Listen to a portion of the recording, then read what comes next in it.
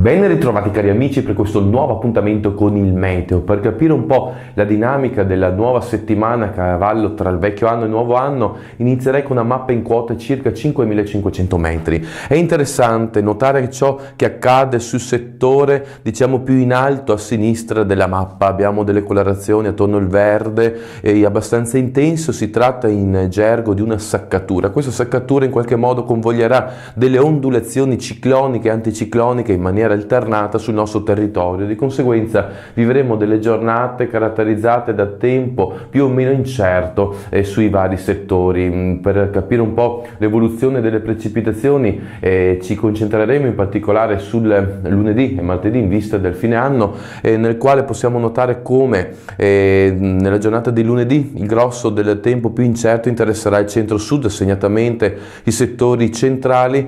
Alla volta di martedì invece tutto si sposterà leggermente verso sud, per cui avremo i settori centro-settentrionali in cui il tempo sarà tranquillo. Possiamo dire dunque che il vecchio anno si concluderà appunto con questo tempo incerto, soprattutto al centro-sud, poi appunto quella saccatura oceanica convoglierà probabilmente un nuovo peggioramento del tempo alla volta di giovedì, con la possibilità di vedere anche delle nevicate fino a quote prossime alle pianure sui settori occidentali della pianura padana. Per ora ho detto tutto, auguro a voi tutti una buona settimana, una buona fine anno e un buon inizio 2014. Se avete tempo e voglia ci vediamo nel prossimo appuntamento.